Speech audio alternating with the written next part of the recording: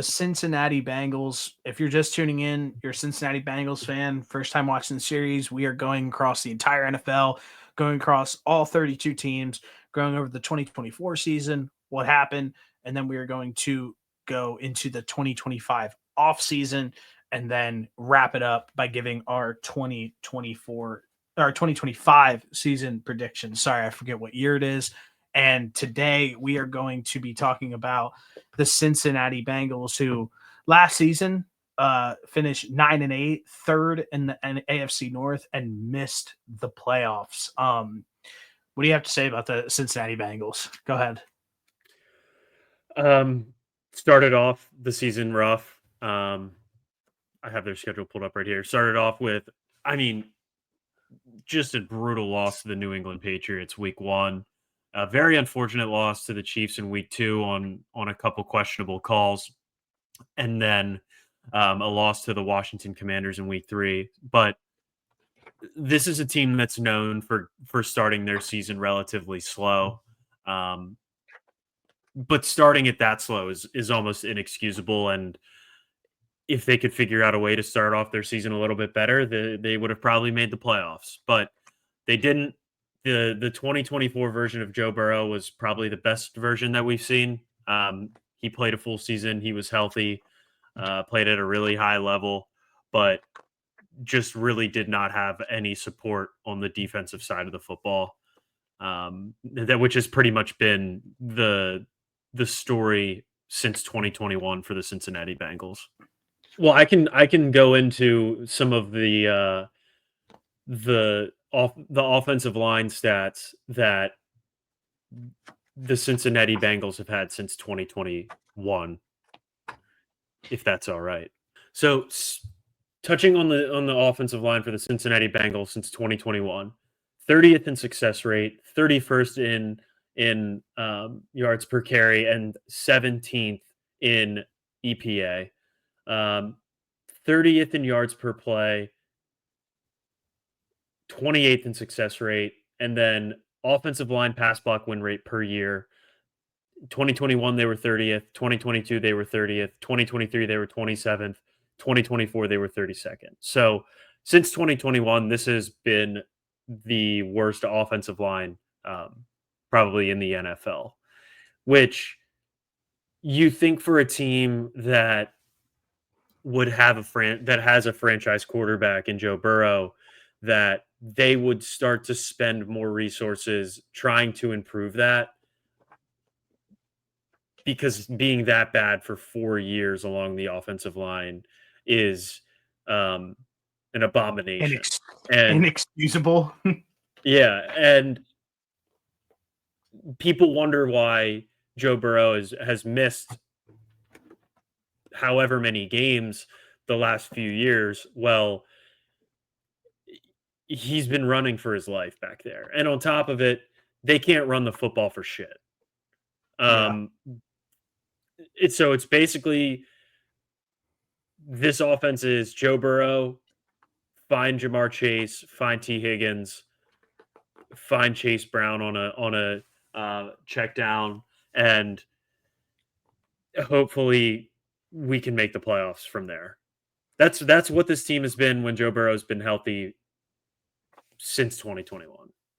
Yeah.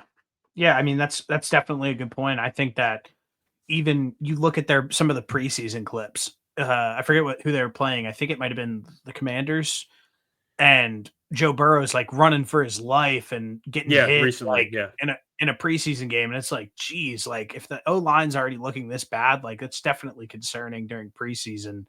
I mean, that's clearly, we said it, it's inexcusable that they haven't been able to figure this out. Yeah. And speaking of preseason, I want to know what you think about them playing those guys a little bit earlier in the preseason than normal. Their coach came out, Zach Taylor, and said that they're trying to do this in hopes of getting off to a faster start, because like I mentioned, at the beginning of this, they've been just horrible the first few weeks of every season, and it's really been to their detriment, because they end up finishing relatively strong and putting it together, but the first few games of the last handful of seasons have just really been them shooting themselves in the foot, um, and not helping them at all. So what do Well, you I think think it's on just Zach Taylor's coaching for his job, obviously. You can't yes. not go to the playoffs again. And I think that if he feels that that was something that needed to be changed, then I think that he's right. Just because so far, Zach Taylor's career as the Bengals head coach, 2019, 2-14, 0-11 start, 2020, 4-11-1, four, and then the record of 4-24-1 was the worst ever start after 2 seasons for an NFL head coach. 2021, 10-7, AFC North champs. That's the Ty Huntley fumble game, and then they obviously go to the Super Bowl. 2022, 12-4, AFC North champs again, smoked by the Bills in the playoffs. 2023, 9-8, missed the playoffs, 1-3 start. 2024, 9-8, missed the playoffs, 0-3 start. They have been 37-42-1 plus 3-2 in the playoffs over Zach Taylor's tenure so far. The slow start pattern, I just mentioned it. First 4 games from 2019 to 2024, 5-19. Weeks 1 and 2 of the season, 1-10. In 5 of the 6 seasons, the team has lost their home opener. So yeah, that's why he's playing the guys in the preseason, because if something didn't change, and this is a change that needed to happen, and if it works, it works. If it doesn't, it doesn't. He's coaching for his job at the end of the day. If they don't make the playoffs this year, he's gone. So yeah, I think it was a necessary change to make. You look across the league, like the Andy Reid infamously plays a lot of his starters for majority of the Yeah. preseason. I don't think that there's anything wrong with it, just as long as Joe Burrow's not running around in the pocket for his life and taking stupid hits. Then other than that, I'm all for it. Yeah, I mean, I think obviously hindsight is 2020 now that we actually see those clips of him running around, um, fighting for his life in the preseason. Um, because we've seen Andy Reid do it with Patrick Mahomes for however many years, and it's worked out perfectly fine. But there's also never been clips of Patrick Mahomes getting ragdolled in a preseason game, No, unfortunately. So um, it's unfortunately. I don't think obviously it's easier for me to sit here and say, yeah, I don't think they should after seeing Joe Burrow running around and scrambling and taking unnecessary hits already. But I do agree with what you said. I think they have to try and make a change. And if that change is playing these guys in preseason games to help get on track sooner, then I think you got to do what you got to do. This is a all hands on deck season for Zach Taylor and the Cincinnati Bengals. Definitely. Um, some stats: offensive DVOA, fifth overall, passing they were fourth, rushing they were 16th. I mean, excuse me, and then defensive DVOA they were 27th overall, 26th in passing DVOA, and 27th in rushing DVOA. Obviously, shout out to Joe Burrow, led the NFL with 4,900 yards, 43 touchdowns, one comeback player of the year. Is that true? And then Jamar Chase won the offensive triple crown, led the league in receptions, receiving yards, and touchdowns. Yeah, they were great. And same with Trey Hendrickson. He led the league in sacks. They have players on their team who do put up impressive stats, but as a full team unit, it seems like they aren't able to kind of figure out a way to get over that hump of not making the playoffs now for 2 straight seasons. Obviously Joe Burrow was hurt last year, but it felt like this year there was absolutely zero excuse to have them miss the playoffs this year. Yeah, I mean, their best players are wide receiver, quarterback, and defensive end. I'm looking at their positional spending right now. They spend the fifth most. They're 2020. These are the 2025 rankings. Fifth most at quarterback, first at wide receiver, and I guess linebacker. They're considering they would consider Hendrickson or whoever that might be a linebacker, but ninth. So like those are the 3 spots that they're really good at. Everywhere else, offensive line spending 26, defensive line spending 26, cornerback 27, and offensive line 26. Now, I will say the caveat to that is like you don't need to be the number one spender at every position in order to put together a cohesive team, but I don't think you can have that big of a gap amongst your team in those positions and still be able to put together a cohesive team, if that makes sense. It does make sense. I think something too that we should probably highlight is the Trey Hendrickson situation where he's been extremely productive over the last 2 years. They have 35 been like, sacks.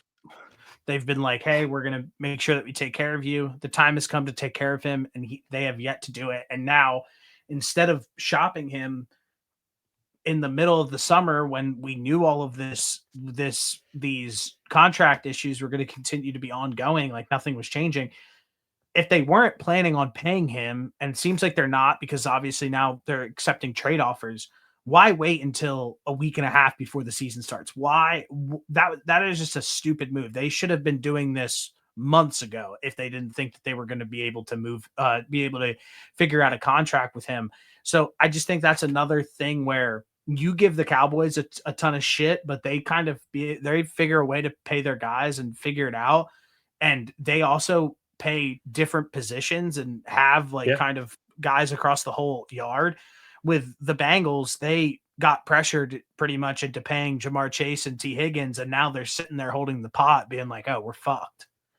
Oh, I'll lay into the Bengals just as much. They are one of the worst teams when it comes to figuring out contracts and leveling out spending so you have a team. Like all of their money is invested on the offensive side of the ball. Majority of their money, let's say, is invested on the offensive side of the ball. And that's okay, but you have to have people that were like you're going to have to take chances on people on defense if you're not going to spend somewhat evenly on both sides. You have to have guys hit that you might not necessarily expect to hit. And that hasn't happened for the Bengals the last 2 seasons. And I don't who knows what's going to happen with this year. I mean, at least if you're a Bengals fan and you see Trey Hendrickson on your defense, it makes you feel a little bit better because of the production that he's had these last 2 years. But when he's not over there and you're lining and you see this defense lining up, it's really bad. Yeah, And if it's one of I'm the Joe worst in the Burrow NFL. looking at it, yeah, and I'm Joe Burrow looking at it, I'm just like, I mean, to be fair, like they did, Joe Burrow kind of bullied them into paying these guys on offense, which fine, but you have to be able to accept the repercussions when your defense can't stop a runny nose. Yeah, I don't. It's there's not much to say. It feels like it's just kind of like a little like everybody like people who like don't pay attention to football were like, hey, if you pay T. Higgins, you're probably not going to be able to have a pretty complete team across the board. Fuck And it, let's like, pay T. Higgins. and then they just did it anyway. So it's kind of like, okay, like that was the decision that they made, and they're going to kind of deal with that. My question to you is like, why are people still so hard set on the fact that this team is a real contender when it feels like they are very far away from actually being a real contender in any way, shape, or form? And it feels like this is still like the media's darling a little bit, where like people are like, well, if Joe Burrow, like it's like, well, okay, like Joe Burrow had the best possible season that he could have had last year, and his number one receiver had the best Won the Triple possible, Crown. yeah, the best possible season last year, and it still wasn't enough. So what's next at that point? Because it feels like that's going to be something that takes a step back. I still think they obviously have amazing seasons, but like I clearly think that that's something that takes a step back, like I said, and it's like, okay, then where do you go from here? I'm not seeing how this team is a contender in any way, shape, or form.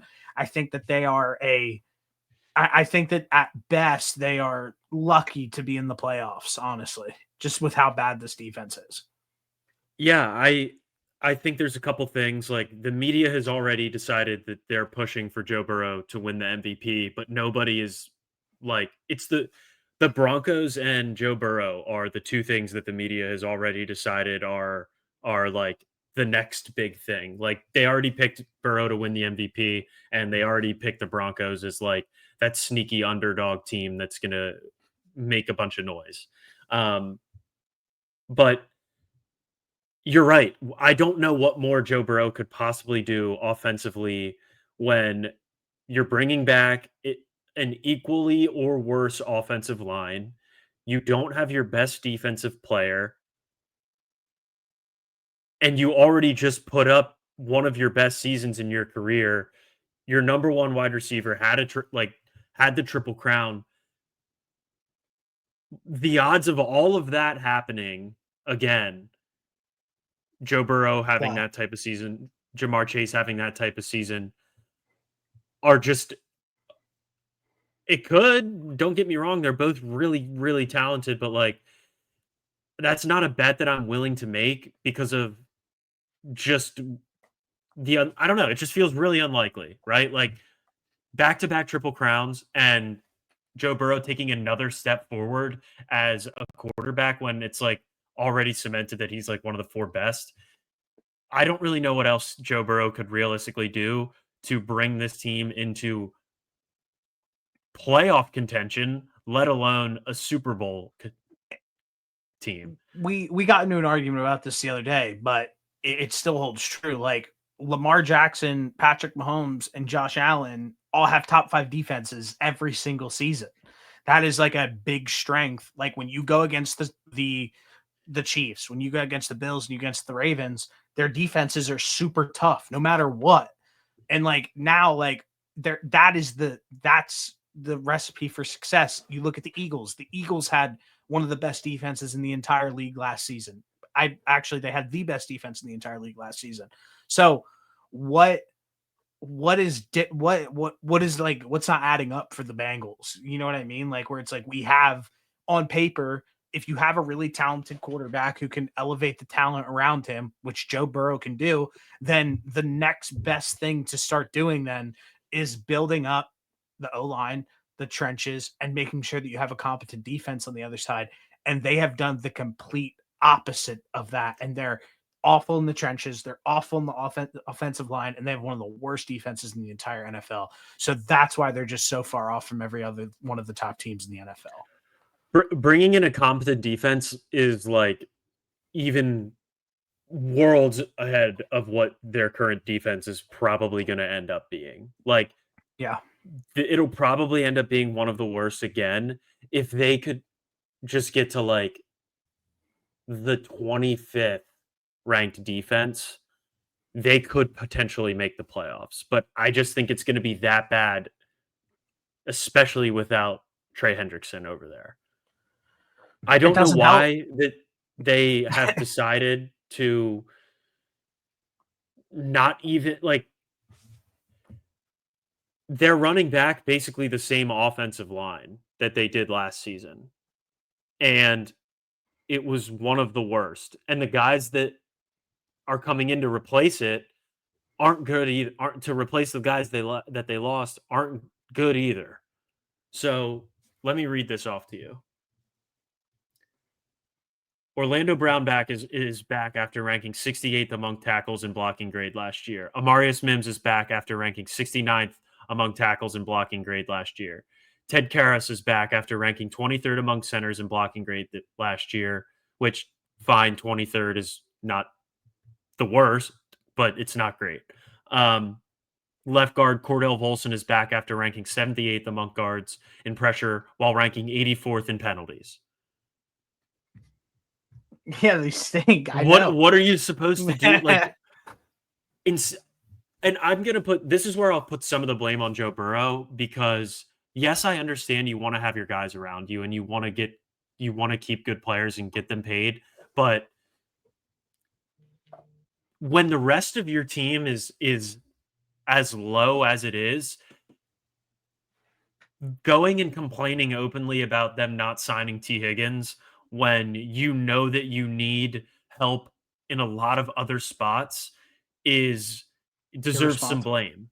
It deserves some blame, I think, right? Like they're really bad on the offensive and defensive line, and some of that money that they invested in T. Higgins could have been elsewhere. And when you look at Joe Burrow, he does elevate his team. You don't need to have T. Higgins and Jamar Chase. Yeah, it's a luxury when you have two guys like that if the rest of your team is pretty well built. But we can't even sit here honestly and say that the rest of this team is pretty well built. It's just flat out bad. It's bad. Well, let's get into the 2025 offseason, some of the roster transactions, releases, departures, and additions. Sam Hubbard retired. Sheldon Rankings left. Alex Kappa, Jermaine Pratt, Zach Moss all got cut. And then BJ Hill, Mike Hilton, Trent Brown. You said Trent Brown's back? Orlando Brown is back. Okay. Trent Brown, Akeem Davis, Gauthier, Khalil Herbert, Von Bell. They're all out the door. And is there any other ones that I'm missing here of the departures? No, nobody substantial. And then the additions this offseason, Jamar Chase, 4 years, 161 million. Then T. Higgins, 4 years, $115 million deal. Samaje Perine, 2 years. Lucas Patrick, Oren Burks, TJ Slayton, Mike Gesicki got 3 years, 25.5 million. I mean, what? Let's go. I like Gesicki, but geez. Another tight end got a 1-year extension, and then Joseph Asai, Cody Ford, Marco Wilson, they retained or resigned. Yeah, I guess I'm not really understanding the reasoning to have so many. One, they have a ton of tight ends on this roster already, and feels like I like Gesicki. He's a good dude, but I feel like that's crazy to re-up him on a 3-year contract. I mean, he had a decent season last year from what I remember, but the tight end position doesn't necessarily feel like a spot where they need to like invest a ton of money per se. I feel like you can get somebody, and maybe Gesicki is considered like a league average tight end. I could be wrong there. Like you Probably could from just a get receiving standpoint, but not blocking. yeah, true, very true. You could just get a league average tight end, and I think that you'd be okay. I think that they'd be okay offensively. Some draft stuff. Shamar Stewart. Obviously, we had the infamous holdout with him this offseason, which was interesting. Didn't really understand what was happening with that, but it seems like they got that figured out. But just having your rookie miss all that time in this offseason, you probably wanted him to go through that full offseason program. I feel like that's a little bit of a miss by them to not have that kind of sorted out, because then he misses the whole offseason program. Now the season's right around the corner, and I don't know how sharp he'll be just missing out like that.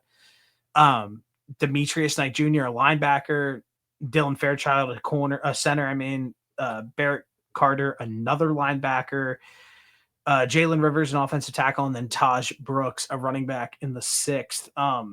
Interesting draft. Again, like these are just all very interesting moves. It feels like they obviously need help at edge. So getting Shamar Stewart, good for them. But again, it's just like the secondary stinks. The O-line stinks. Like it feels like that should be the hyperbolic focus of this front office, but that's clearly not the way they think.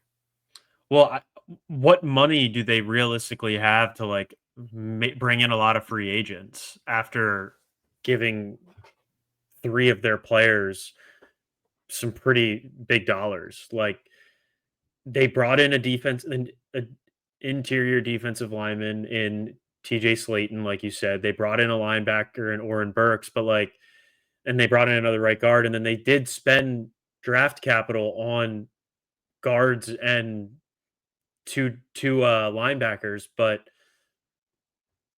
I mean, if you don't have the money to do it, then you have to do it in the draft, is basically what it comes down to. I can't sit here and act like I know a ton about any of these guys that they drafted. So I won't even pretend. Besides Shamar Stewart, I think he could be really good, but things are already off to a bad start with the way that the contract issue. Bad vibes. Yeah, just bad vibes to start. But none of these guys that they brought in free agency jump off the page. I mean, Samaje Perine 39 years old, for Christ's sake. And then Oren Burks played in Philly last year, like not that many snaps. And he's going to come in and be a starter right away on this defense. I mean, good luck. Good luck for sure. Okay, well, we're clearly not too high on this team in any way, shape, or form. Is there anything else that you want to highlight before we get into the Vegas win totals and potentially some futures? Um, I don't think so. I feel like we've harped enough on just the Everything. the roster construction mismanagement. How much So we hate these guys. yeah. Um, Yeah, and go ahead. I was just gonna say that I forget where I heard it, but the Bengals coach or not coach, sorry, owner was like hesitant to sell the naming rights to the stadium or to the field, and you get like that's like a guaranteed like $50 million, which could help your team. And apparently owners were like annoyed by him because it's like, well, you should be trying to help your team, and their owner just straight up Just doesn't let the do guy that. be happy, man. Let the guy be happy. Some Vegas win totals and futures. Their over under is 9.5 wins. Their odds to win the AFC North. This can't be right. Plus 400. Plus 260. Plus 260. Thank you. And the odds to win the Super Bowl are plus 2,500. I'm leaning under on this win total. I team can win 9 games, and that's if everything's clicking. That's if everything's going well. And if that's not the case, I just feel like it's kind of a shot in the dark. If they go over it, then I mean, shit, they proved everybody wrong. Yeah, I know that we did the Steelers the other day and we mutually agreed on them coming in third place, but the more that I've looked at this Bengals team, I think they're going to be the third place team in the AFC North. I think this team's going to win like 7 games. I just don't Okay. see I don't see Joe Burrow and Jamar Chase both playing the best seasons of their careers in 2025 again. Like we saw them play and where they were clicking on all cylinders, the two of them, and made up for the lack of defense and the lack of run game, and they still only won 9 games. Um, that paired Bad. with a slow start, which I think is inevitable. I realistically don't think that those guys playing in the preseason is going to make that much of a difference. But the combination of that and your two best players coming off their best seasons of their careers last year, I just don't think that we see that again. So I realistically think this is probably the team that comes in third place in the AFC North. I think this defense is just going to be really brutal, and Joe Burrow is going to have to take it to an absurd level that we haven't seen um, for them to make the playoffs and win more than 9.5 games. Joe Burrow's MVP odds are plus 600. That's third best. Really don't love that either. And then for offensive player of the year, Jamar Chase is sitting at plus 800.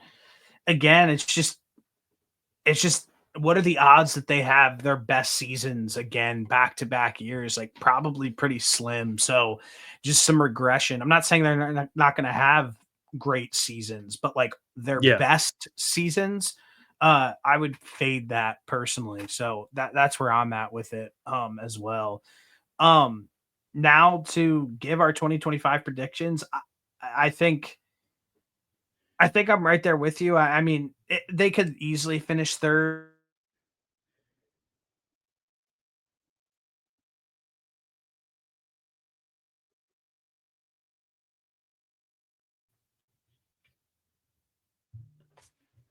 They could Hello. easily finish third. They could easily finish Yeah, third. I mean, Is where we they lost you. finished third in the AFC. they finished third in the AFC North last year and they won 9 games.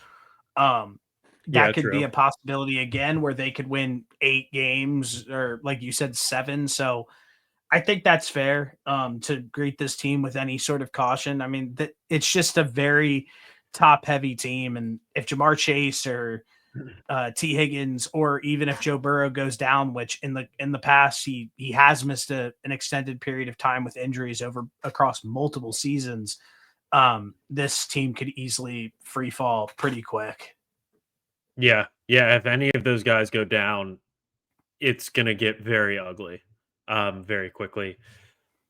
But even aside, I still just don't think there's enough talent outside of those top few guys for this team to realistically make a Super Bowl run or a division run at this rate.